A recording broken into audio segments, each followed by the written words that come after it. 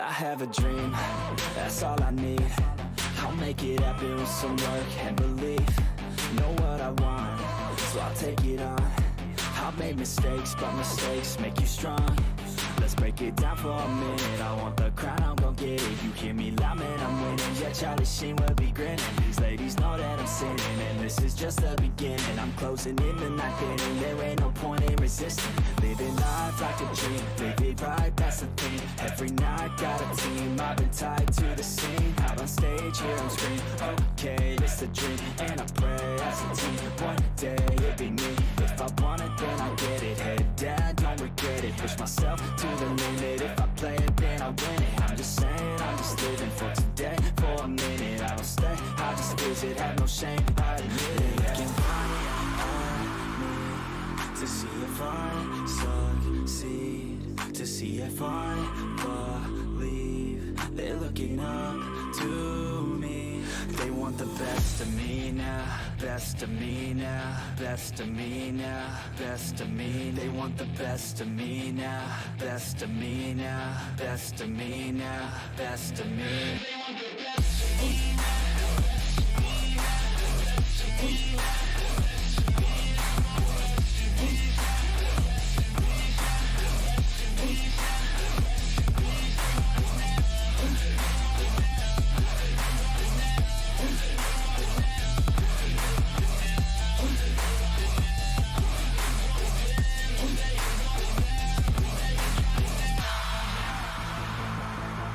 Swear to God, man, I'ma make it soon. Silence all the haters as they see us making moves. I do what I want, so I got nothing to prove.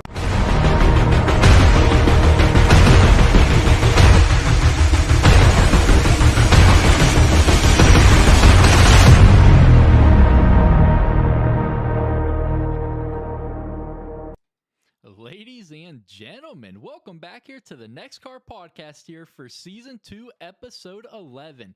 We're joined like every week with Matthew Tucker. What's going on, buddy? Hey, it's been an eventful week, Ronnie, but how's your day been? It's been interesting. Yeah. We had those active shooter threats and everything. Andrews had it. They're about an hour away from here in D.C., and then we had the false alarm, thank God. But, it's been a pretty interesting day. And once again, we have not seen you here on the podcast. Matthew Erickson, the one and only, the creator of HVAC Designs and our premier sponsor for the Truck Series. What's going on, buddy? Not much. How's it going? Glad to be back. Absolutely, man. How you been? I know you've been busy painting a lot of these schemes that we see out there every Sunday, Monday night. Absolutely beautiful.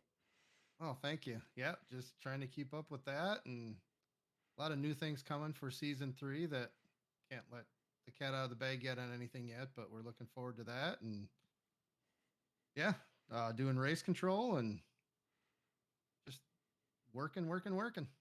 Absolutely. So for me personally, I honestly love doing the booth broadcast. I prefer that over the racing portion, honestly. How do you feel about racing versus doing race control?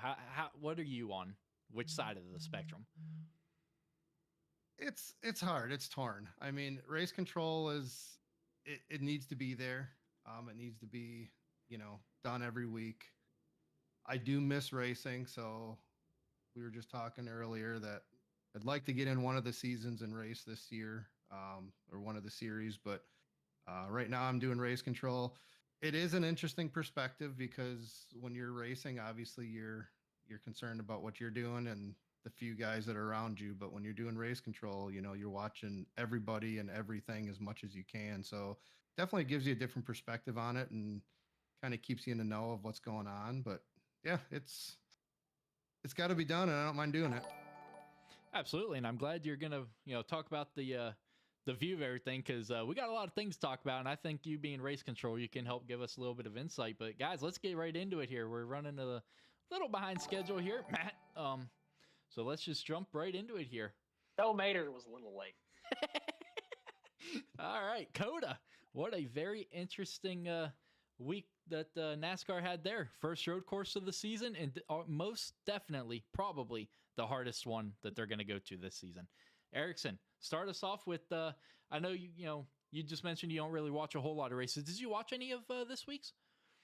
I didn't watch the race itself. I just watched the highlights, and all the crashes and the aftermath of the race and things like that. But I didn't really watch the whole entire race. I heard it was a good race up until near the end. Hmm. But yeah, it's road courses, and I think NASCAR's kind of got their hands full a little bit right now because these guys are out there kind of just beating and banging on each other. I mean, it's almost like iRacing where you can almost pretty much try and get away with anything you want and then cry foul later. But I don't know. It's going to be interesting to watch to see how the season goes now with all these penalties that were handed out and then rescinded. Absolutely, yeah. You mentioned it. The racing was good up until about the last 10 laps, and then they just cautions breed cautions there, especially with overtime. I think they had 4 overtime attempts, 3 or 4. I don't remember which now. But yeah, I mean, that turn one was definitely a killer for a lot of guys' races. I mean, and the thing is, you got guys that are trying to steal positions when it comes down to that. Turn one, you can dive it in there, get 5, 10 spots. And, not trying to be biased here, but Blaney was one of them. He took a bunch of spots because he's running way back in the back pretty much all day. And then he found himself up there like 12th or 13th, and then he got wrecked out, in turn one. So, yeah, it's just definitely intense racing there. What's his name? Jensen Button mentioned about how NASCAR drivers they have to be on it every second of every lap, and he absolutely nailed it. Yeah, no doubt. I mean, and it's just like anything else. You take your focus off of something for a second, and it's all hell breaks loose, and that's basically what happened at the end of that race. Yeah, I think kind of the biggest takeaway of it was kind of like how what Jordan Taylor said. He goes, people were bumping me, so he just decided to bump people right back. Like it didn't matter if they had hit him before, he was just gonna try to move him. He said he moved Denny Hamlin, and never touched. He said he thought that was a part of how NASCAR style worked. You just kept moving each other. Absolutely, yeah. We'll talk about those guys here in a little bit, but Coda, Matt, sorry, Tucker, because can't really call Matt here. We got 2 of them here. Yeah. Tucker, start us off with this one. So NASCAR had their new thing for the road courses where there's not going to be any stage break. Yeah, they're going to stop at that lap, but they're not going to stop the race and do a caution. How do you think that affected this race? Because obviously that throws a lot of pit cycles out of the window. Because most of the time people would pit with 2 laps to go into stage. They'd give up some stage points to stay out at the end of the stage. So how do you think that kind of affected things? Yeah, I think it brought strategy way back into to the races. So you had basically that first stage. I think it was the first stage where they ended it on the restart, Mm-hmm. if I'm not mistaken, where Yep. they had to cross the line, which that was a little weird, but I think you're not really going to get that every time the road course is going to happen. But then it just seemed more natural the way that they did it, and it benefited the leaders too. You didn't have to choose between stage points and then going back Mm-hmm. or position yourself for stage 2 then either.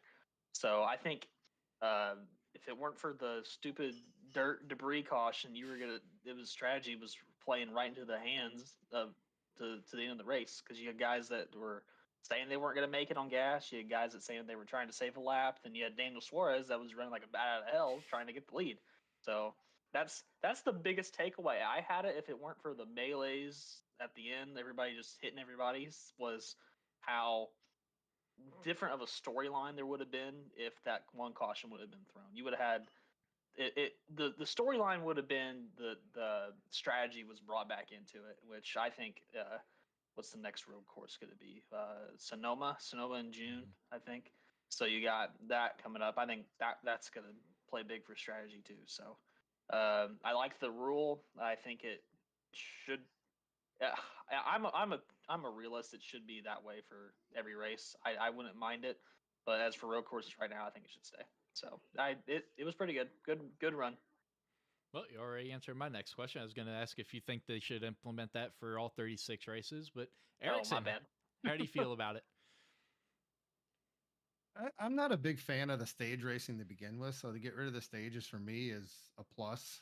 I'm an old school watcher of NASCAR and old school races where you just race off of points, and I don't know. Stages to me just seems like three short little races, and it's a whole different strategy and it's a whole different mindset. So to take it out, I'm all for it. I wish they'd take it out on other races, to be honest with you. Absolutely, man. All right. We mentioned it prior. The penalties being handed out. Well, Daniel Suarez jokingly has accepted that penalty. I don't know if you guys saw what he did there, but he grabbed a pair of white socks and a black Sharpie and drew the Nike sign on there and said, "This is what this penalty will do." But, he got into it with Chastain and Bowman there on the cooldown lap. $50,000 fine. Erickson, as race control, do you see a problem with what Suarez did when other people have done the same thing, if not worse, and not really gotten a penalty? The only thing I saw wrong with it was he continued it onto pit road when you got people standing on pit road. Or if he would have spun somebody, you could have injured somebody. What he did on the cooldown lap to try and catch up to him, and he bumped his own teammate, I think, right out of the way to get there. Up until that point, I thought he was fine. It's just when you get on the pit road and you got everybody already standing there, which, again, people probably shouldn't be standing there on the cooldown lap because everybody's coming in yet, but that's what they do and the officials are there. But I think it was more of a safety factor at that point than anything else. So let me ask you this question here, going with the safety aspect of it. So Suarez was just fined $50K, nothing else. Last week, Williams parks his car at the start finish line, 1 race suspension. Where do you see the safety aspect for one versus the other? Well, with the Suarez issue, you had people within feet of the cars that were rolling and moving. There's still a safety aspect with him parking his car on the front stretch and getting out of it and walking away. But I mean, the cars are up on the track. He kind of parked it kind of at the bottom of the track, I believe. It's still a safety thing, but I mean, he walked across the infield. I still see it as more of when you're on pit road, it's more of a risk than on the track. I think Suarez should have gotten more than just a $50K fine. If Williams just got suspended for 1 race, why is Suarez not? You mentioned it. The officials are standing there. They're marshaling the cars in. You mentioned it, feet away. One bad bump, and he turns Bowman just ever so slightly to the left. There's that one official in that video at the entrance of pit road. He's getting taken out, 100%. Yep.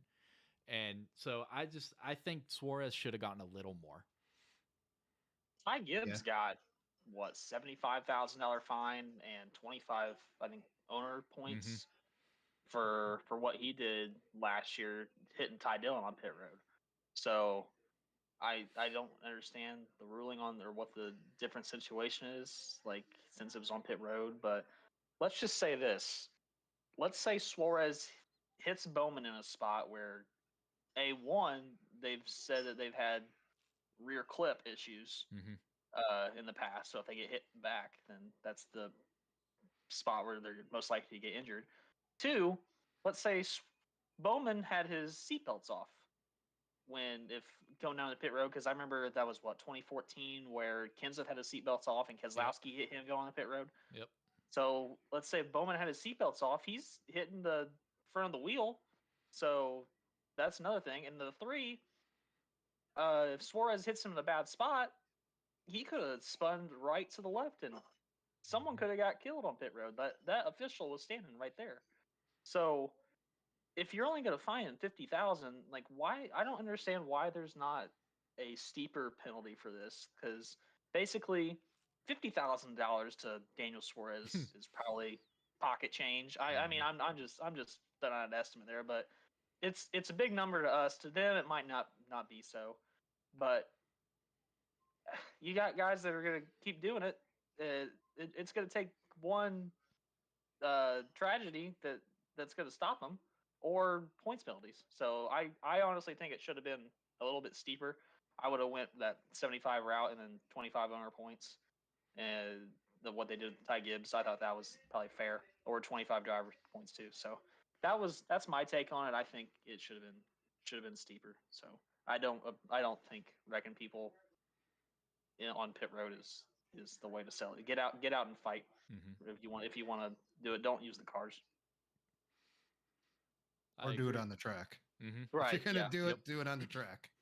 Yep. But I think the big difference too is you're looking at a top name driver in Suarez versus basically a no name driver in Xfinity. And with all the penalties NASCAR threw out and then they appealed them and then this comes up, NASCAR's in this, I think they're in this kind of gray area of every penalty they throw out, it's going to get appealed. And how do you appeal one and not the other? And they've kind of opened themselves up for a little bit of a how they're going to police this and what they're going to call and what they're going to not call. Does It just opens the NASCAR? door. I'm Yep. not sure what their penalty system is. Does NASCAR have a set of like driver penalties that can't be appealed? I'm not sure what their penalty system is. I think everything's up for appeal. I'm Is it? pretty sure. Okay. Pretty I'm sure, pretty sure yeah. you can appeal anything.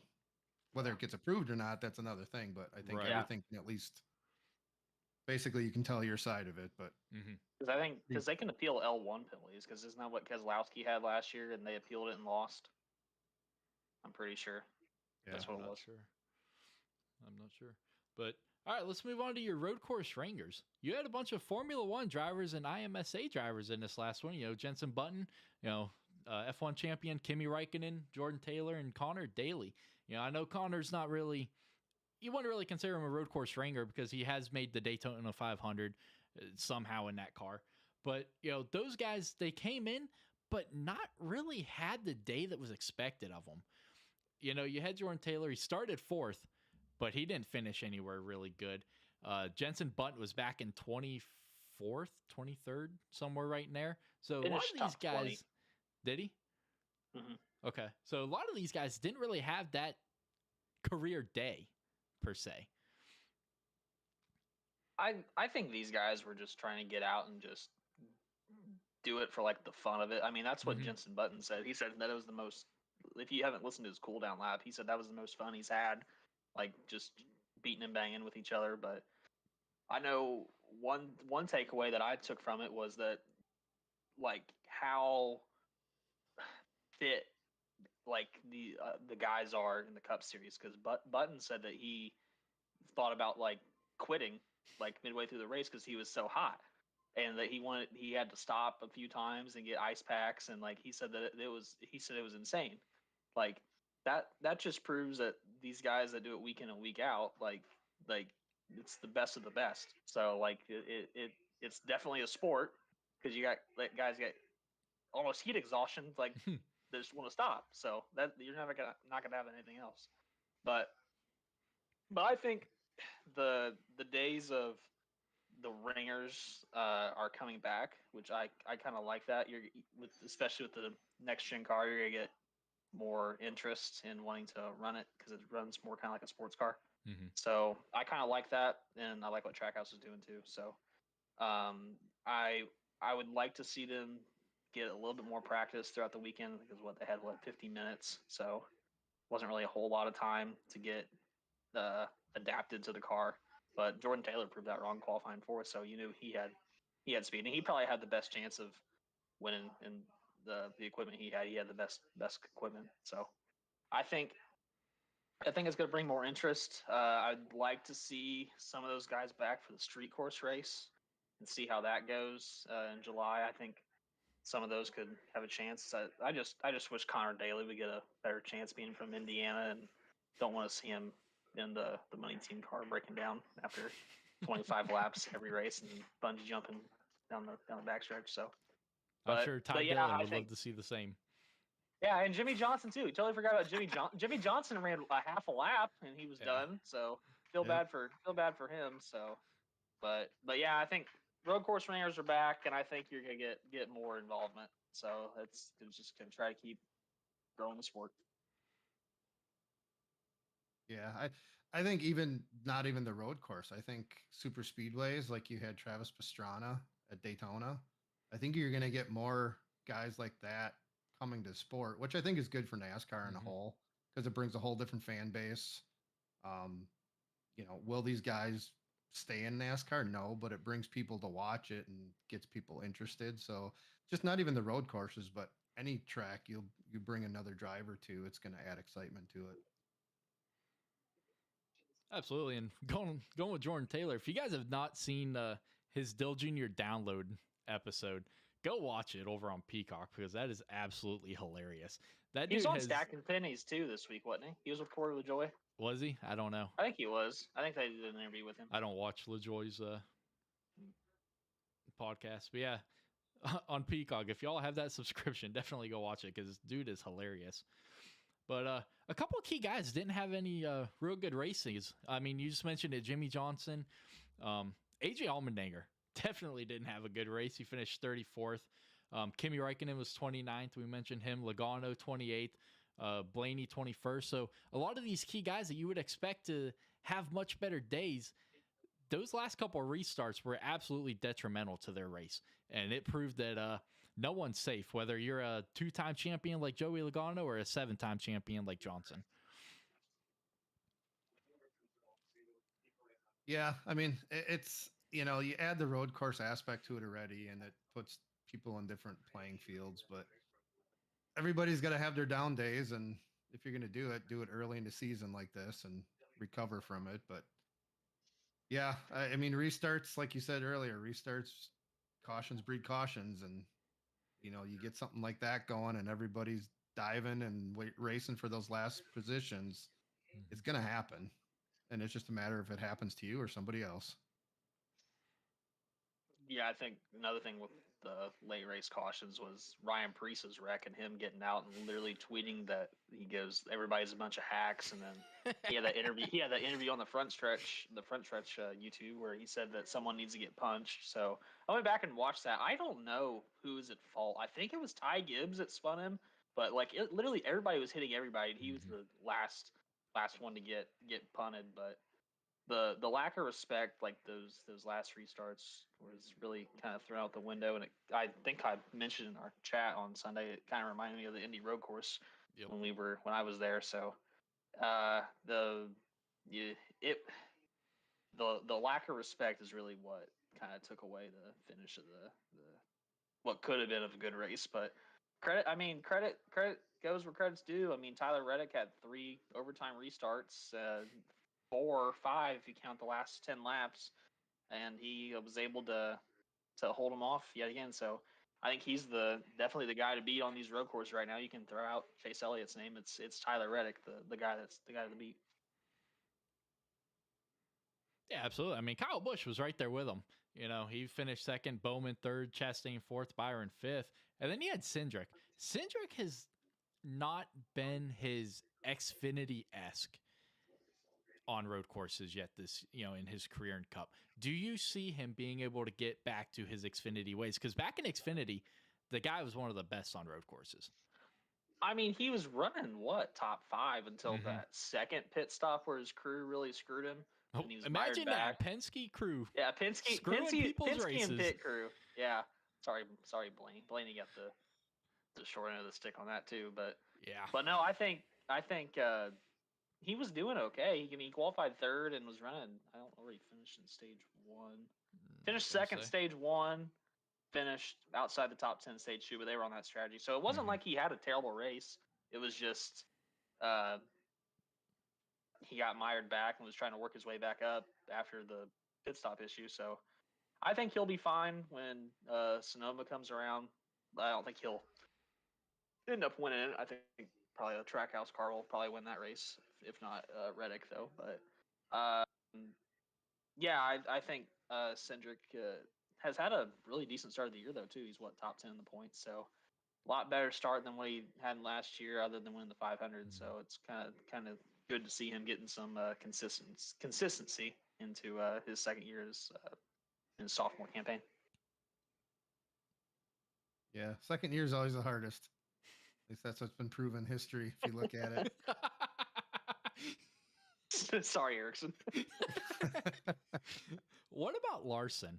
Larson finished 14th, but his race was definitely a roller coaster of one. He got taken out by Bubba heading into turn 9th, I think, or turn 9.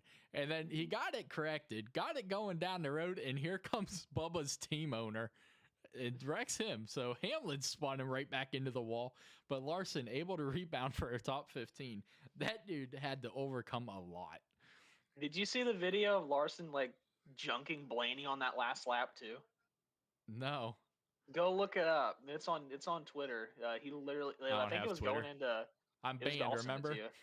Oh yeah, going into, I think it was what, the technical part, like the stadium section. Like Mhm. he just went in there and just junked Blaney. Like I don't know where Blaney finished, but yeah, 21st. I I think. think Larson. Yeah, I think 21st. Larson was just tired of getting used as a ping pong ball the whole race, because that man got hit up more than the snack bar that at the racetrack on Sunday. So Yeah. All right, so let's move on to these the last 10 laps here, because I'll be honest, they kind of look like a good old NEXXTCAR racing league race there those last 10 laps. Uh you mentioned it, they had 5 cautions in the last 10 laps, 3 of which were in overtime, and and I think I don't remember which one of y'all mentioned it just now, but the lack of respect that actually absolutely was displayed between all the drivers. You know, turn 1 at Coda, turn 1 at the Indy road course are absolutely crucial. They're a bear. They're two 90-degree. One goes to the left, one goes to the right, one's at the top of the hill. But, there is absolutely, and I get it, you're going, you're trying to make up as many positions as you can, but there has been absolutely no give and take this season from anyone on any track, really. And where do you think, we mentioned it, NASCAR's got their hands full right now. What do you think NASCAR, if anything, is going to have to do to instill some respect into these guys? Because Hamlin mentioned it this week on his podcast that no driver has any respect for each other in that Cup garage right now. So what do you think NASCAR or the drivers are going to have to do to get respect back into those cars? I mean, for one, they're going to have to start calling it the way they see it, whether people like it or not. And I think there's got to be fines and penalties upheld, and it's the only way it's going to work. And if you start taking points away or start taking stage points or whatever it is, I mean, there's got to be accountability for all this stuff, because it's like you said, it's just like NEXXTCAR. I mean, you get people that keep wrecking somebody all the time, and if nothing happens, they're just going to keep doing it. Mm-hmm. And it's just, if you don't take accountability for it and, take away points, take away, whatever it is, they're just going to keep getting away with it. I think probably the last time NASCAR interacted with a on-track incident was at that Sonoma. Was it Sonoma where Ricky Rudd took out or got Earnhardt? taken out? No, I forget who. This was like in the 90s. It was Was it Rudd and Irvin? I forget. It was one of those two. But I think that was side point. I think that was the last time NASCAR it like reacted to something. But Well, I didn't they think what they suspend Vickers when he turned Tony Stewart heading into I at don't think Sonoma so. at the hairpin? I don't think they did. They didn't suspend it. No, I was thinking they did. I don't know. But anyway, I think what they should do, kind of like what iRacing does sometimes, is add those end of the line penalties. If you cause an accident, probably like that's on purpose, then yeah, for sure you should go to the tail end of the pack. That way it just kind of lets guys like put into their minds that they could be held accountable for something. Like if they just keep running people over and spin somebody out and still running top 10 at road courses, and like nothing's going to get done, like they're going to keep doing it.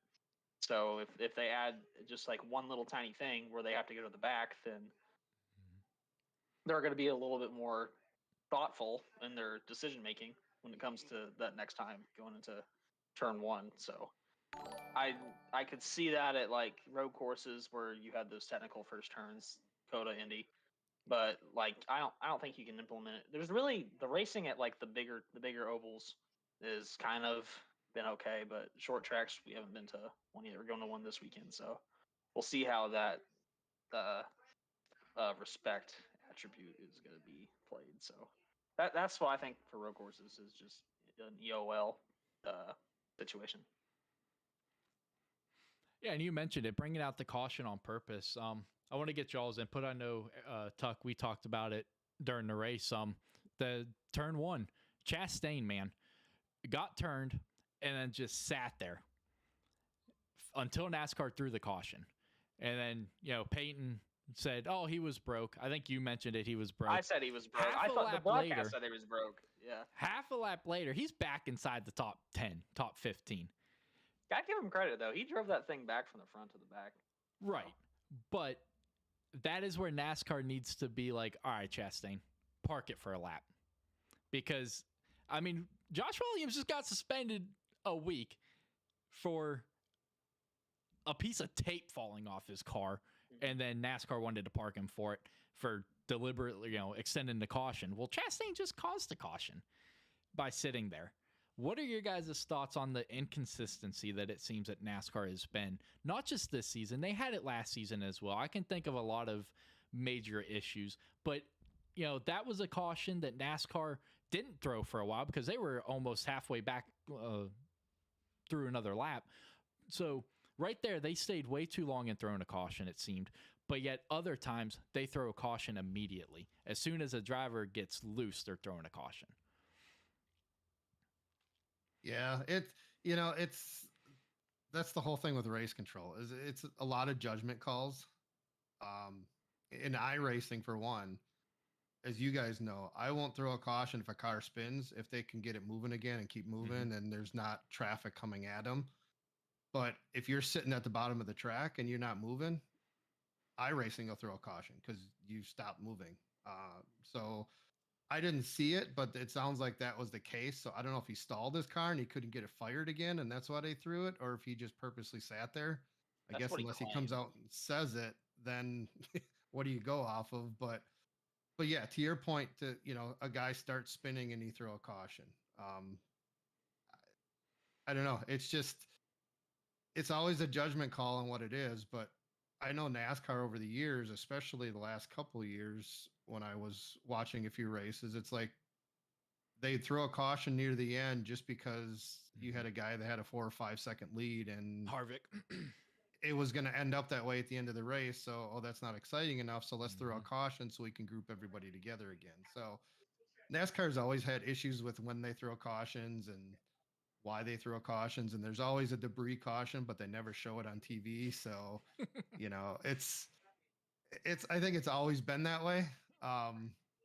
But I don't know. I mean, again, it goes to the safety aspect. If his car was really stalled and you got guys coming down and if it's a blind corner and nobody sees him or something, I get it. But if he was just sitting there deliberately, and that's kind of the trick to iRacing, if if you sit on the track when you spin and don't get rolling again, iRacing will throw a caution. The thing is he Chastain claims that he was trying to get the ECU restarted. So that whole time he was trying to get the car refired.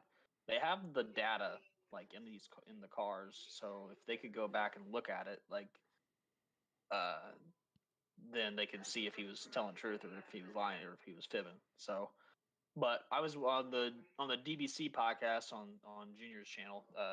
They said from the spotter stand that he was smart because with how big the track is, he waited for the safety truck to pull up to his car and then he rolled away. So, I mean, he was smart in a way where he was trying to find a loophole, I guess, again, kind of like we did at Indy, where you could wait for the safety truck, make it look like that you had an incident, and then roll it off. So, I, I mean, it. I forget who else brought out who had. I think it was Bubba. Didn't Bubba get fined really hard a couple of years ago for bringing out a caution intentionally? Or there was something to do with Bubba. It was a short track or something. I forget. I There's don't something about remember. that. The last But one I remember that did that was the Spin Gate with Mikey and Clint. That was the last one I remember, but gotcha. No, but yeah. So I think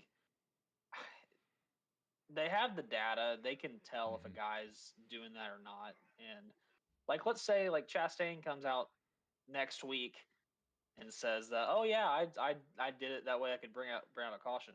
Does he get fined for that or suspended? I feel he should. Or do they just eat the whistle, kind of uh like what other guys have like said in the past, like So, like, did they give him the Hamlin penalty and say like, all right, here's your 50K and 25 points for admitting to doing something, or do they just, I don't know.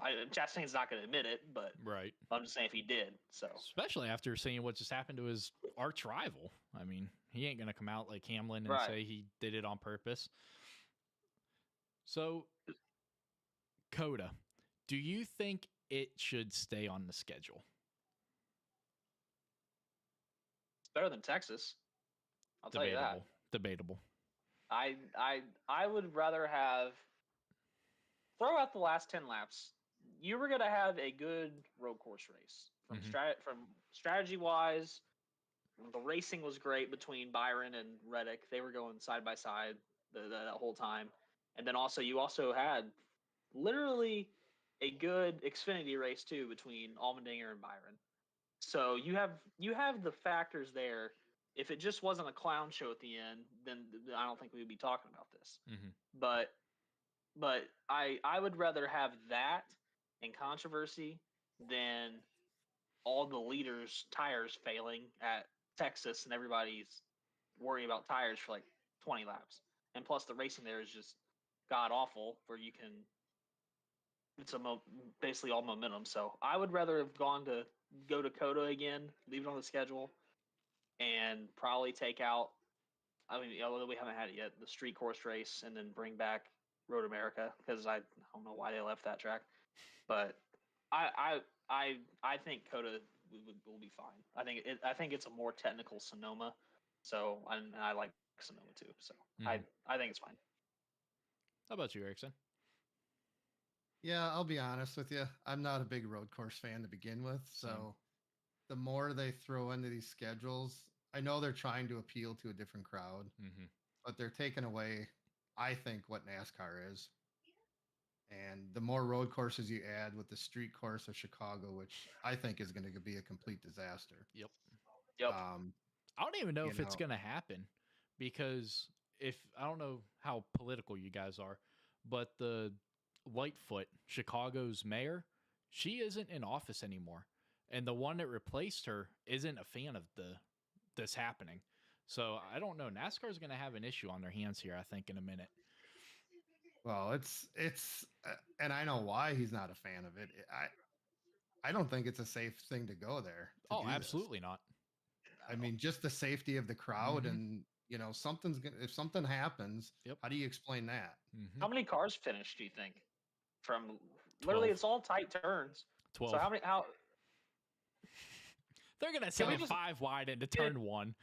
Can we just go ahead and pencil Allmendinger or Cindric as the winner for that race? It's going to be one of those two. It's whoever gets the pull. Whoever's starting on the front row, whether it's first or second, that's your winner. I'm calling it right now. That's your winner. You can't pass there. I don't know if you guys watched the iRacing when NASCAR was shut down. James Davison won almost by a whole lap in that race. Well, he started on the pole, and you can't pass. No, you can't. It's all 90-degree angles or 90-degree turns. I just don't understand why the Chicagoland remains dormant over there when it's got a perfectly good track. Like I understand the gimmick side of it, trying to get more fans involved, doing the LA Coliseum, doing the Chicago Street Course, trying to build up the demographics of younger fans, trying to appeal more F1 style. But it's not good if the racing product sucks. And I mean, we haven't had it yet, so we could be saying this and we could be all eating our words when we get to it. But I highly doubt that. But I'm really dreading that race because it's also on July 4th weekend too. So you're gonna get a lot more. Oh God. You're gonna get a lot more fans gonna be watching it. There's nothing really on except for baseball. So the fans are going to be sitting there. The fireworks are going to go off, and they're going to be wondering if that's a firework or a gunshot. Yeah. They're not going to know which is which. Yeah. Take cover. Yeah. But Erickson, I'm with you, man. I miss the days of NASCAR having just 2 road courses, Sonoma and Watkins Glen. I'm with you. Yeah. This is not NASCAR. These cars are too big. They're too heavy. they're not meant to go left and right and throw their weight around. That's not what stock car racing is. And I love Formula One. Don't get me wrong. Absolutely love it. But if that's what you're into, go watch Formula One.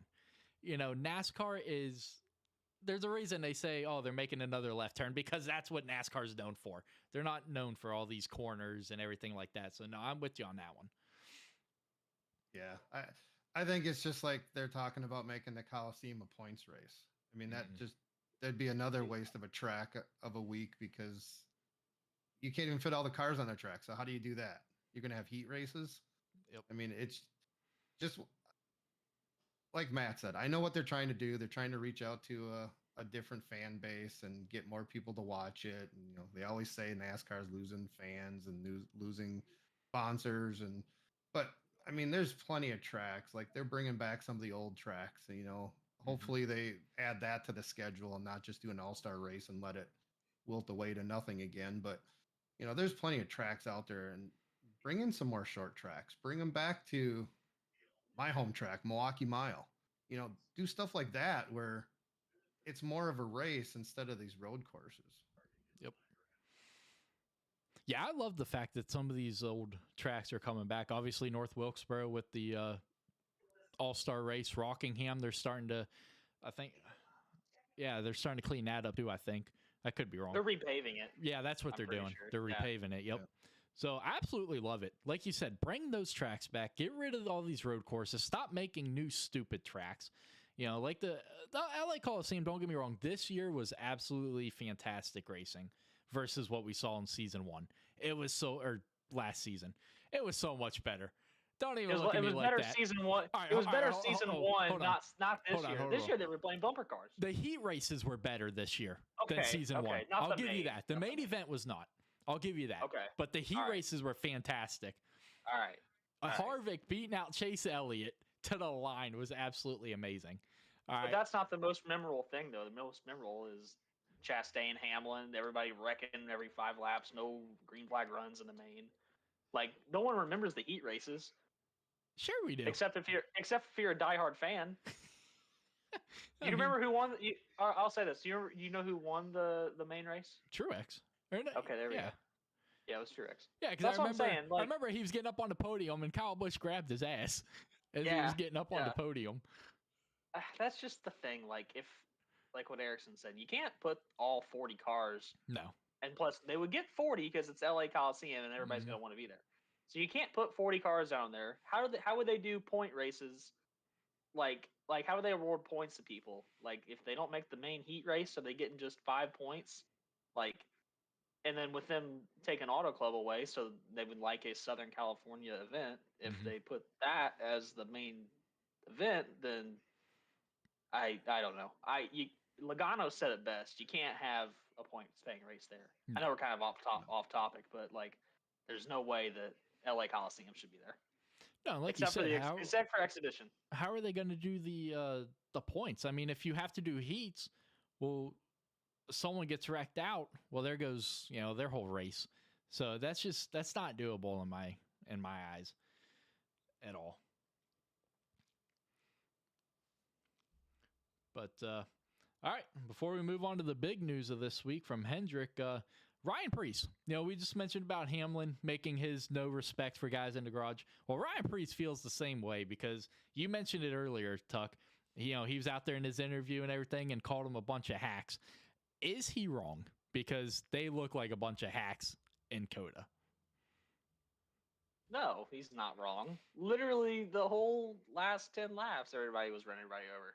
And I don't think he touched anybody when he got to his spot. Like, he just got manhandled coming off of turn 1 by, I think it was Ty Gibbs. So, and also Ty Gibbs wrecked Justin Haley too. So, well, whatever. But yeah, so I feel bad for him, because Stuart Haas is not up to what they've been in the past. No. I mean, Harvick's showing literally how good of a driver he is, being top 5 in points, carrying I think he's that third now organization. because of the points being given back. After giving back, okay, Yeah. but he's top 10. So, but I just feel bad because he's trying to get back in the Cup. He's in what I think is a good ride. But then yet again, like, they're all other those three guys are outside the top 25 points, other than Harvick. So Mm-hmm. he's probably on edge because of that. He's wanting to run better, so I understand why he's frustrated because I think he's got wrecked 3 out of the first 6 races.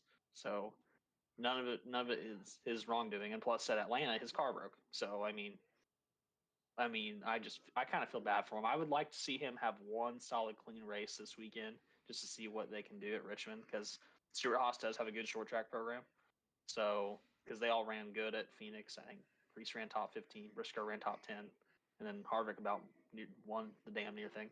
So I'd like to see him have a good week, just kind of settle in and try to get the fresh start to the season too. So I like Ryan Preece. I think he's a good driver, but I would like to see him run a little bit better. Yeah, I think it's just frustration on his part, like you said, Matt. Getting wrecked out all the time gets to you. Even in iRacing, you show up to the races and you get wrecked out by somebody else, and your night's over, and it's irritating. You put that much time and effort into it, and you're done by no doing of your own, and these cars don't take a hit very well. That's the other problem is once you hit the wall, you're pretty much out of the race. I mean, it's Broken toe link. Yep. yeah. I mean, I don't know. I think it's frustration. I think he does have a point, though. I think it's, some of these guys need to be put in their place. A lot of these top guys are, thinking they're the greatest thing since sliced bread, and anything they do is right. And, somebody touches them and spins them out, then, it's everybody else's fault, not their own. And I think a couple of these guys need to be brought back down to earth a little bit. Absolutely. Chastain, number one. Where's Peyton when you need him? T-Pain. He's at the T-Pain Yeah. concert. Yeah, T-Pain. Where's David?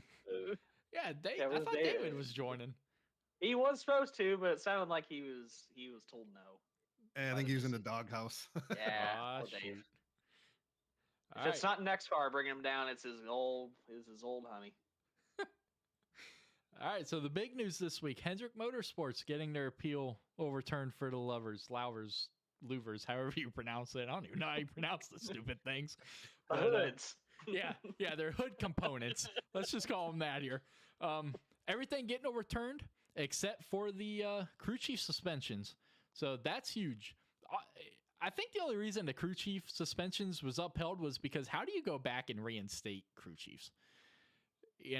So I think that's the only reason that those were upheld. But what are your guys' thoughts? I know we hit a little bit on it earlier, but what are your guys' thoughts on NASCAR handing out these suspensions and penalties, and then this other industry essentially coming in and overturning it? Start us off, Erickson. So I don't know the whole story behind it. I know their appeal was, a single source parts supplier supplied the parts, so everybody gets the same thing. So if they got a bad part, how is it their issue? I mean, that's what I read on it. I don't know if I'm 100% accurate on that, but and I think Colleague Racing had the same issue, and they were going to run with the same appeal. So again, I think NASCAR is kind of painting themselves in the corner. They make this next gen car, and they tell you have to get the parts from this one place, and everybody's getting them. And guys are going to do something to the cars to try and improve it. I mean, that's what NASCAR is. Mm-hmm. You find whatever you can find to get away with it, and you push the limits. And whether they did or didn't, I mean, that's to be determined. But I think it's harder for them to go and give the penalties and do that, and then, like you said, have another source come in and say, no, we're not going to give the penalties. It just puts NASCAR in a bad situation right now. Because how do you enforce anything else that somebody else tries to do? And I think NASCAR felt that a little bit because I don't remember exactly what their statement was that they released shortly after, like 20 minutes after. But they said they were very disappointed in the appeal being overruled. So I think that you absolutely hit the nail on the head with that, because now this opens up, kind of like you said earlier, this opens up the door for anything, because now they can go back and say, well, this didn't happen to Hendrick. They got this overturned when they did the same thing or whatever, So yeah, absolutely. I think I think NASCAR's got a big issue brewing here. Hmm. I think the only reason why it was upheld was because what we talked about, I think it was last week, was, well, I mentioned, but they never were used in a race. Mm-hmm. So how can you penalize the drivers if they were never used on track? And I think that's what what the the independent like appeals committee saw or basically ruled was that the teams were at fault for making the modifications. That's why the fines and uh, crew chief suspensions were still in place, but the drivers' points were reinstated. So I think that's what it came down to. But also, then yet again, when they're at Atlanta, Tony Stewart basically said that the parts were junk. That's what Jeff Gordon said too when they were getting interviewed, and that there wasn't one car that had something modified on the pit road and before the race started. So I think there's more than what people are doing. They just got, I think, like what I said before, is Hendrick had won 2 races in a row in dominated fashion, so they were eyeing them a little bit closer. So I think that's why they mainly got that taken away. But then going back to Justin Haley, they only had one of those levers taken away. So are they going to get the same? They'll obviously have different people on the appeals committee, but if it was only one lever taken away, is he going to get all of his points back, and then the crew chiefs get something, or get the suspensions get reinstated, or do the fines penalty goes down? Because what's the difference between one lever getting them taken away and one's fine? So I'm really interested to see what happens with that. Then also with the Hamlin reinstated too. So I like that there's a different set of minds that look at the penalties with this committee, but I don't like the process of how long it's taken though. So I think if it's done, it needs to be done at the week, and I don't like that this is dragging out. But I'm okay with the points coming back and the fines like seeing the same, but I think it should have been all or nothing. If it was the points are taken back, then so should have been the fines and everything. And if it was upheld, or if it was or whatever, if it stayed intact, then everything should have stayed intact. So they shouldn't have picked and choose, is what I'm trying to say. Absolutely, I agree with you, especially on the length of this. I mean, this was 2 weeks ago for Hendrick, that these penalties. By the time Colleague is heard next week in their appeal, it's going to be 3 weeks. That is ridiculous, and I don't know, Nat. Why is that? Is that because they only look at one appeal a week? I think they just try to get the people together. That way they can get all their information knock it out the same together. day. That's what I'm saying. Use the same. There's no reason it should be two different people. Let's say something happens championship weekend where like the champion gets like caught using a body part and he fails inspection. Then they appeal it. Then you're 3 weeks later and the appeals committee says, "Oh, like that was fine. Like he's your champion." No one in nobody wants that. No. Like it. No. It needs to be done literally the day of, or within like that week. It cannot. I don't like how it drags on. So like at this point, that's my. If I had one complaint, that'd be it. At this point, we knew Lee Petty was the winner of his Daytona 500 race. Yeah. That only took 3 days, and they had one camera shot to prove it. And now we're waiting on 3 weeks, and that's absolutely ridiculous. But just saw breaking news now from Texas Motor Speedway. Track officials have decided to retire a well-known part of its victory celebration for the Truck Series race. Guns? Yep. They are no longer going to be celebrating with a pair of their 6-shooters. The cowboy hat, flames, and confetti will continue with a redesigned winner's trophy, gunless. Ooh. This is Texas we are talking about. NRA country. No, it's not Texas. It's NASCAR. You're not wrong. That's true. You're not wrong. It has nothing to do with Texas. It's NASCAR. You're not wrong at all. But this is I don't know. We're not gonna get political on this, but absolutely ridiculous. But Richmond coming up, very interesting race. So we just had, obviously Suarez is upset with some people. Richmond has been a place for retaliation and rivalries to begin. No more than Harvick and Rudd, Busch and Earnhardt Jr. had their run in years ago. What other grouping or pairings do you think could have some more run-ins this weekend?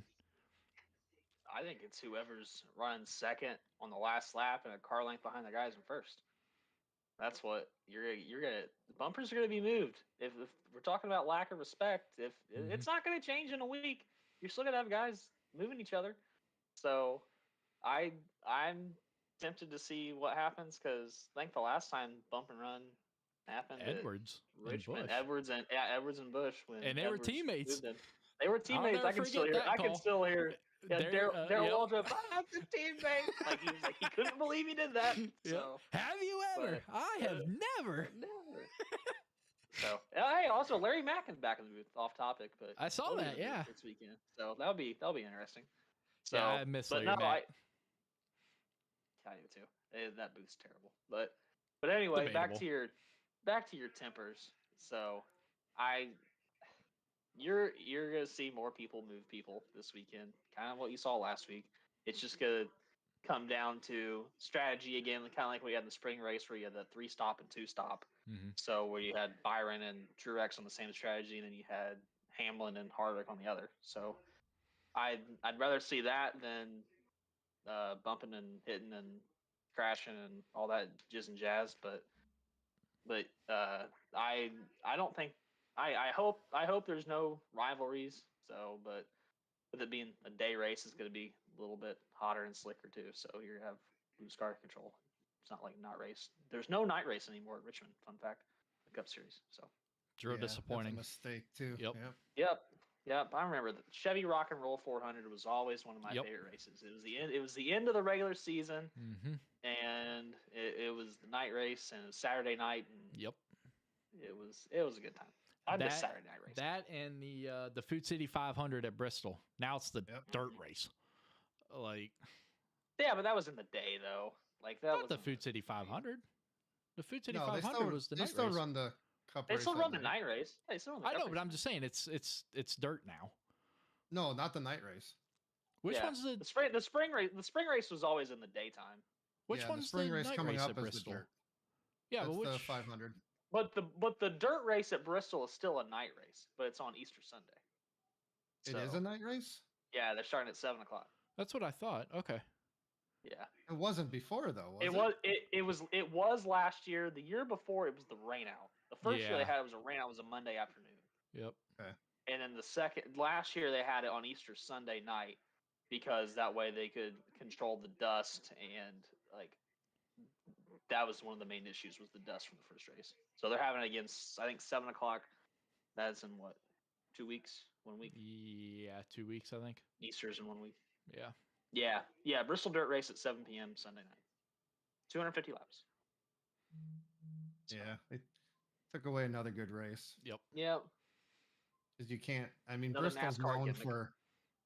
Bristol's known for the bump and the run, and everybody's expecting the bump and run. The problem is with these cars, you can't bump and run because as soon as you bump, they get wrecked into the wall and their race is over. The older cars, you could bump and run and you could at least spin them out and save them, but it's not even really a bump and run anymore. It's like you said, just push people out of the way, and that's what it is. But I don't know. Until somebody gets held accountable for what they're doing, I think you're going to have people pushing each other all over the track this weekend. Whether they're rivals or not, I think they're just going to be pushing people out of the way to get to the front because who's going to say anything different? Absolutely. Well, it's time for your weekly picks. Erickson, start us off with your lock-in and then your sleeper pick for this upcoming race for Richmond. Ooh. I think Richmond, I would have to say, that's a hard one. I haven't watched a lot of it and I haven't seen the last Richmond races, but I would probably have to say Harvick would probably be a lock just because he's good at short tracks and it's one of the tracks he's always excelled at. Sleeper pick. Oof. You know what? I'm gonna I'm gonna jump on the bandwagon. I'm gonna go with LaJoy to pull a top 10 out of Oh, it. oh! That is Ronnie's favorite. I have picked him the last 3 weeks, and he almost got it done in Atlanta for me, man. That is true. He did. All right, Tuck, who you Yeah. got? All right. So before I get to mine, Peyton just texted me and said that his picks were Harvick was his best lock and his sleeper was Bubba.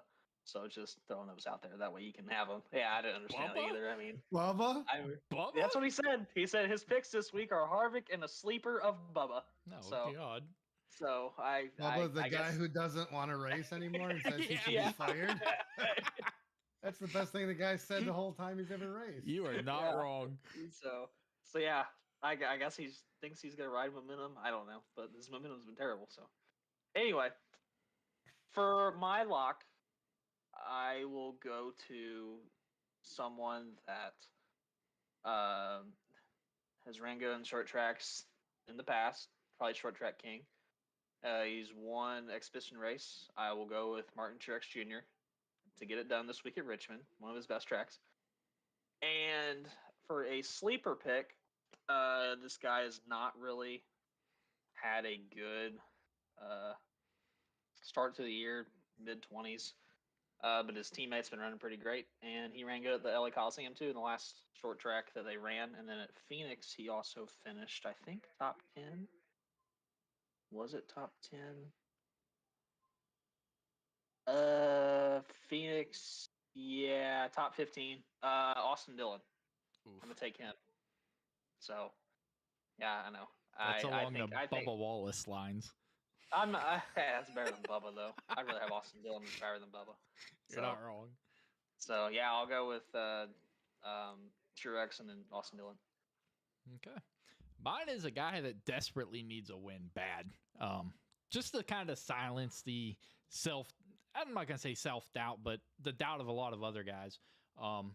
He's always hit or miss at Richmond. It's one of his better short tracks. Blaney, definitely he's going to be my lock-in pick for sure. You know, like I said, he desperately needs a win because I think a lot of people are starting to question some things with him. And then my sleeper pick Kyle Petty. is Kyle Petty. We ain't bringing Kyle Petty back up on this. Kyle Petty is banned from the Heck, NEXXTCAR Kyle Petty got podcast. to do with this. So Just like Cody Ware. my sleeper pick is gonna be the guy that is driving probably one of my favorite paint schemes so far this year, and that is Eric Jones. He is driving the Air Force Thunderbirds white and gold blue paint scheme this year, or for this race. So Eric Jones, he's not had the great start to the season that you really expect from him. He's sitting 23rd, which based on prior seasons is decent, but I think that he needs to get it turned around, and I think that Richmond could be one of those races. I know he's got Darlington circled, but I think Richmond could be another strong outing for him this season. He ran good at Atlanta, and I think he ran. Was he top 10 at Phoenix before that caution came out? Mm-hmm. So I think that's I think that's pretty good. Yep. But let's jump on that Bubba train real quick. Oh no! This is gonna be a short ride. So I just want to Derailed. talk about two comparisons here in interview styles. Bubba gets out of his car after his incident and, I'm disappointed in myself, just beating himself up, right? Talking about how he doesn't deserve his ride. He's made back-to-back weeks rookie mistakes. Just not the way you should do an interview, in my opinion. Then you got Johnson that gets out of his car after wrecking on lap 1 and has the most respectable, and I'm not a Johnson fan by any means. I hate Johnson, but his interview is absolutely on point and truly respectable. What do you think is the big difference in their interviews? Because Johnson, he was NASCAR's golden boy back when he was in NASCAR full time. Bubba is on right underneath Chase Elliott, but he's kind of NASCAR's golden boy as well. Where do you think the true difference is between Bubba and Johnson when it comes to that? class and character. Right, but what do you Experience. think the difference is? Like, So why do you personally think Bubba is so hard on himself versus Johnson, who, it is what it is. It just wasn't my day. I think Bubba's hard on himself because, I mean, he wants to win. He knows he hasn't won, and he's got a lot of people on his back too. So, uh, I think that's kind of like his main issue. I don't like how he basically kind of begs for attention Mm-hmm. at the end of the races because like you don't once you get out of the car like like oh like I didn't do good like yeah I'll get it fixed for next week. You don't have to like say like they need to fire me. And then like when he wins, when he won at Kansas, like he did the shush sign. Yeah. Like I don't understand your tactics here, bro. Like it doesn't take that much to be humble and just be like sincere about it. Like Jimmy Johnson. Also, Jimmy Johnson, probably arguably one of the greatest all drivers of all time. So, I mean, that's one good thing I like with Noah Gregson being at Legacy Motor Club. He's got one good guy to harness him in and learn from. So, I mean, Bubba has Denny Hamlin.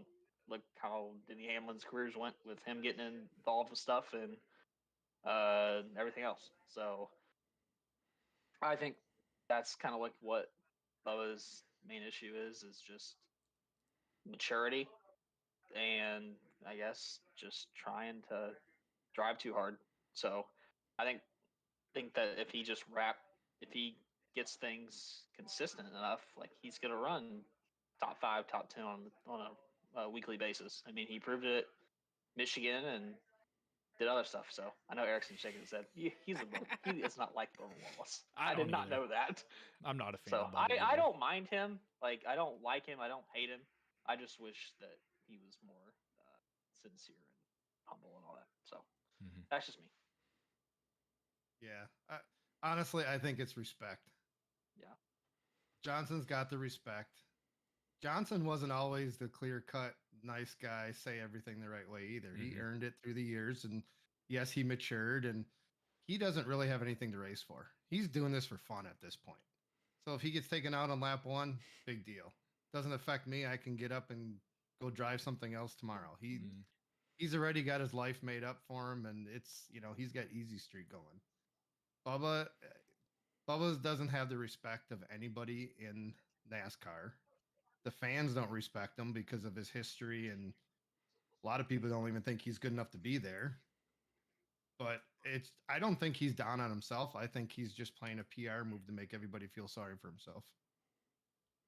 Well, I know Larson don't feel bad for him because he's been taken out a lot by him. Yep. Yeah, it's it's going to be an interesting situation, unfortunately, because if he does get fired at the end of the season, if he even makes it through the end of the season, it'll be a big controversy of why he got fired, just because the situation that it is with Bubba Wallace. But I don't think he's even a top 20 driver. I think he got handed something and he just doesn't have the skill set to do it. And he hasn't proven it that he's got the skill set. I mean, what race did he, a couple weeks ago? He took himself out on like lap 10 or something. Yeah, Atlanta. Yeah, all by himself Yeah, at turn 2. He lost it. That's what he was So- saying. He said 2 weeks in a row he'd wrecked, so Yeah. he needed to be replaced. Yeah. I think it's just a pity plea at this point. Yeah, it's look at me, not Yep. let your actions on the racetrack define yourself, not what you do off of it. Yep. Yeah. So- He's got to earn the respect of everybody, and he hasn't done that.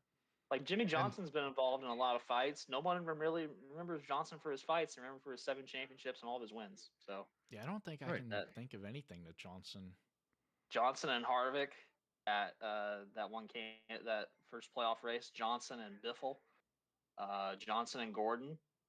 Well, I know those two had their issues. Johnson with and Martinsville Stewart at stuff. the 05 Yeah. Daytona 500. That's true. So he's been involved in a lot of stuff, but no one remembers him for his off-track incidents. Yep. Yeah. Absolutely. Yeah. I don't know. All right. Well, that train has reached its destination. Thomas the Tank Engine has officially aborted. It's about what he should be driving. Yeah. Next mission. All right. Anyone else got anything for this podcast here tonight? I'm just. Peyton better be glad he's not here after what happened with Chastain. He dipped. He dipped for T-Pain because he didn't want to get tormented because of Chastain. That's what it was. So we'll get him next week. Oh, baseball's back. We didn't talk about that. Baseball. We're not talking opening about day. that. The Reds lost. I don't. No wanna one talk cares about that. the Reds. I do. Gosh, Get a dang better it. team. It's not our fault. We got Mr. Krabs as a team owner. Is all money, and doesn't want to spend anything. Move your team up north and join the Indians. Oh, I'm sorry, the Guardians now. Yeah, whatever. No, I think. Yeah, well, the Indians fans are Indians fans. I don't like. The hell does that mean?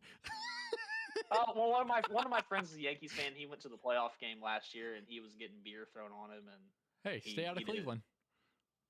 Okay, if you're going to a game, he's not bothering anybody. Like I don't understand. But wait a minute. Wasn't it just the Yankees fans? I'd have to go back and find the video. But I'm pretty sure it was Yankees fans last year that were calling our right fielder racial slurs, if I'm not mistaken. I guess so, I'm but like pretty sure. if you're not involved and you're not bothering anybody, then I don't understand why. Because I wear brown stuff to Colt when they play the Colts, and I don't get tormented. So Sorry. I know. It's okay. All I got to say is the worst fan base in any sports is Philly fans. The Eagles fans are ridiculous. That is true. They are absolute I'll worst. say Giants and Dodgers though too. When they play each other, those they go at it. Well, that's just because they have a long They have history of a rivalry. Yeah. Philly fans, Eagles fans are just ridiculous to anybody. I remember a couple years ago they were throwing eggs and stuff at the team buses, and it's like, what are y'all doing? Just looking like a bunch of idiots out there. All right. So since MLB opening day happened, who's your World Series predictions and eventual champion? Or too early predict champions. Well, I pray to God it ain't the Houston Astros. They lost tonight. I was watching it. Did they? Lost to the White Sox. Hold on, let me pull up a little ESPN here. Are you a baseball fan, Erickson? I don't know if I'd call myself a fan. I go to games, so I'm in Milwaukee, so it's the Brewers. Mm. Who've been They pretty lost good today, the last too. couple I'm years. sorry. Yeah, they lost to Chicago. I hate That's Cubs. another rivalry that is just like what you talked about. There's always fights breaking out. Yeah. We don't go to those games when they come up here because it's just it's bad. But no, the Brewers have been doing pretty good the last couple of years. There's one team to look out on each side. I will go for the AL. I will go for the Minnesota Twins. I think that Ooh. they could do something in the Central. And if I go to the NL, it's got to be, even though they just lost one of their key acquisitions to this year, but I would go with the Mets. Once Verlander gets healthy, Scherzer and Verlander, that's probably 2 Hall of Fame first ballot pitchers with the front of your rotation. No one's beating that come October. So I would say Mets. Although the Twins have not won a playoff series, I could see them doing something. That playoff series in I forget how many years. I could see It's them doing Minnesota. something. Minnesota that's true. doesn't win anything. That's true. But I'll say that if it's not if the Angels could just figure it out to get Mike Trout at least one playoff win. The man has still not won a playoff game, which is in his insane to career. me. Yeah, absolutely. The insane best to me. player, top 10 player of all time, probably arguably one of the top players still right now, have one of the most one of the most dynamic players of MLB all time, where you got a starting pitcher and a guy that hits bombs in Ohtani. Like, how are those guys not winning?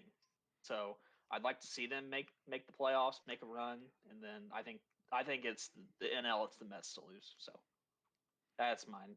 Real quick before I make my picks, how ironic was it at the World Classic that those two had their showdown to determine who that was was the awesome. winner? That was absolutely unbelievable. And people had the nerve to say that, they shouldn't continue to play the World Classic because that was absolutely unbelievable. It was crazy. Mike Trout has only had like 15 swing and misses in his MLB career and literally had 3 against Ohtani. That is nuts. Yep. Two That is teammates, nuts to 2 think good about. friends, just one for each country, and that was absolutely insane. That's how it came down to. That game will probably go down as one of the best games probably in baseball history.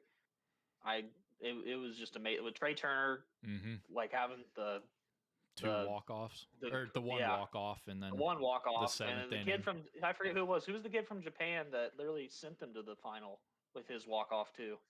I forget who it was. I didn't really watch that any was other that was country. nuts too. So, but and then also you had Edwin Diaz tearing his patella tendon in the celebration. So Mets don't have a closer. Oh well, I forgot about that. Yep. So, but my picks for National League are the Atlanta Braves, Atlanta Braves, and then for the American League, I want to say Cleveland, because Cleveland has been killing it in the city sports. I mean, the Cavs just got their first playoff appearance since 2018, their first time since 1997 without LeBron. So I think Cleveland as a city as a whole is going to be on one heck of a run, just like 2016. The Cleveland was definitely the hottest city in America. But I don't know, man. That's tough because you got a lot of key teams in the AL as well. I mean, the Orioles, they just started out hot. They're definitely a sleeper team. Exactly. And a homeboy on the Orioles just went 5 for 5 with a walk. So, I mean, they definitely could be a sleeper team. Kansas City, the Royals are always, slow in the first half, then they pick it up. But I think my heart says Cleveland, but I think the Rangers, man, could turn it around and finally get something going back in Texas. Grom got lit up today. Did you see that? Who did? DeGrom. Yeah. He gave up 5 runs or something. I don't know. That's the thing about baseball. It's so unpredictable. There's so many games. Yeah, 162. Too many games. 182 game schedule. Okay. All right, Ronnie. I'll ask you games. one question about if we can keep talking about baseball. What do you feel about all the rule changes, pitch clock, bigger bases, et cetera, et cetera? So, pitch clock, absolutely love. I love it. I'm not sitting there for 7 hours to watch 9 innings and each team score 2 runs. Not doing it. Absolutely love the pitch clock. The pitcher calling his own pitches, hate it. Do not agree with it. That is taking... Huh? The pitch comp? Like where you can just type it and just... Yeah, the pitcher picking his own pitch. Yeah. Not a fan of that. That's like the same thing, a catcher calling signs, though. No, it's not. Completely different. Completely different. Completely different. I don't like the pitcher doing that. I feel that is taking a long-running aspect of baseball out of it. Makes the catcher almost useless now. Exactly.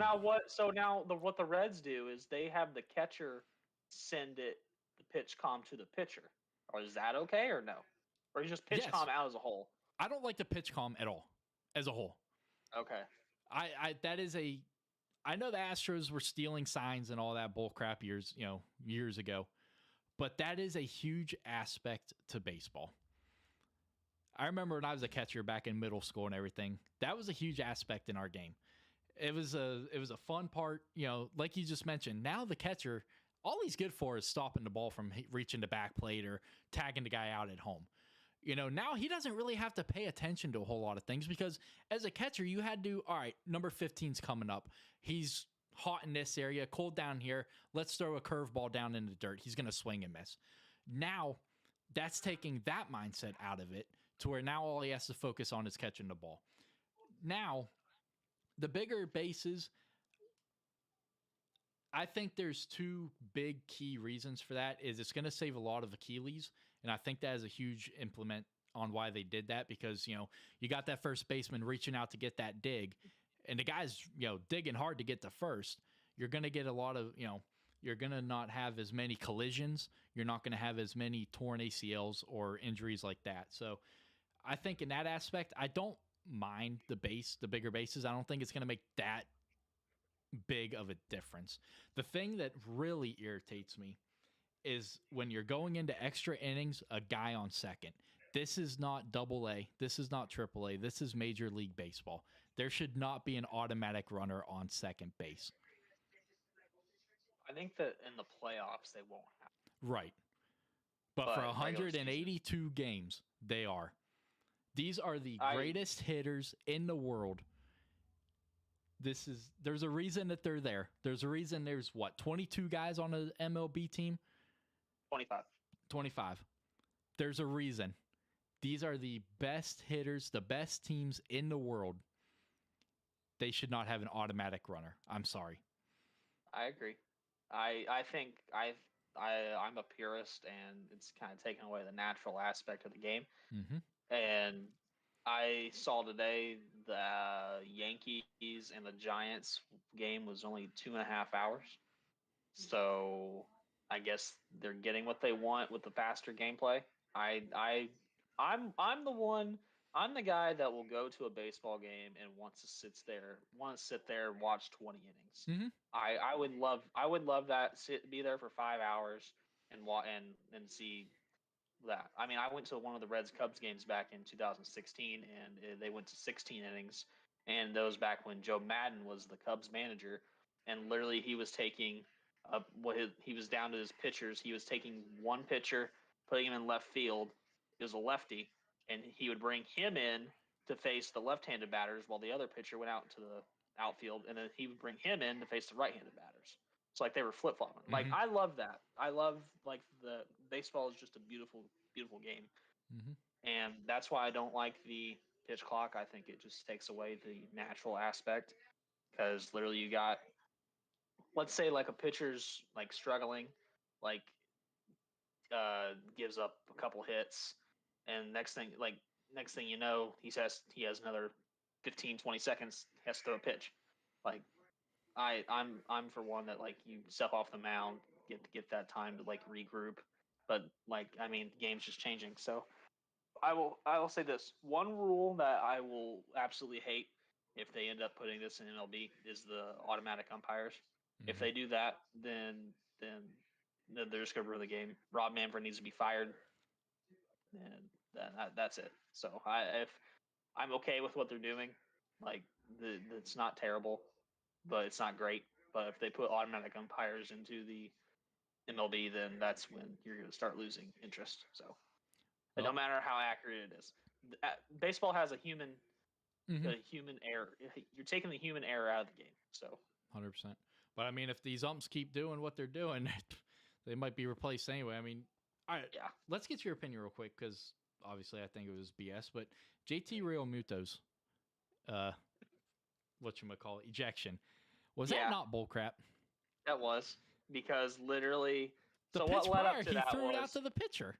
So what led up to that was the dude missed a borderline call in spring training. It was like caught the outside corner, and he called it a ball.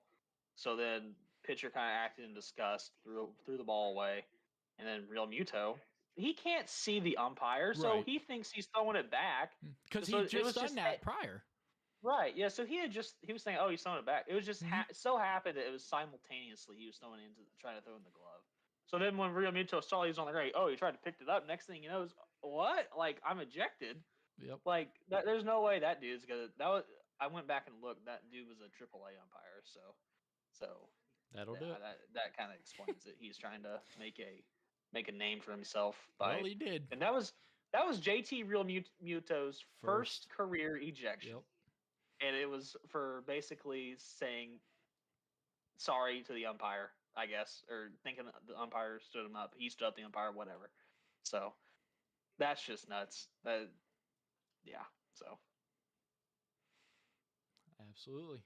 Well, fellas, it's been a good one. We're hitting an hour and a half again here, so yeah, let's go ahead and wrap this up. Any closing comments? Glad to have Erickson back on the podcast. Absolutely. It's been a minute, so hopefully everything's going well with you. Yeah, no, I appreciate it. I'm glad to be back. Looking forward to season 3. I think there's a lot of neat stuff coming up for season 3. So I know they're doing some recruitment races, bringing in some more people, and we've got 4 series now we're running. So Definitely looking forward to that. That's coming up pretty quick, actually. I got a lot of Next paints to get car's done before that happens. You and next me car's on both. the up and up, so it's a good Yeah, time to be in the we're getting next it car there. series. Yep. I promise I'll be more active in everything here. It's just been a rough couple of weeks, but Yep. well, yeah, like Tuck said, it was great having you, Eric. I think the last time you were on here was actually the first podcast of season 2. Was the first podcast. That was a long time ago. Of this season. Yep. Yeah, of this yeah. season. Yeah. So it was great having you. Hopefully we can get you on here a little more. You know, I know race control and everything. You're getting right back up there. So we definitely appreciate everything you do, and we appreciate all the designs you make and everything for us. And you know, without you there, NEXXTCAR wouldn't look as good as it is. So we appreciate everything you do, buddy, and thanks for jumping in here tonight. Appreciate it. Anytime. Absolutely. Yes, sir. But that's going to do it here for season 2, episode 11 here of the NEXXTCAR podcast. Season 12, good God, episode 12. We'll be right back at you next Thursday night when we do it all over again. Hope you guys had a good one and enjoyed it. Hit that like and subscribe. Catch you all next week. Have a good one, everybody.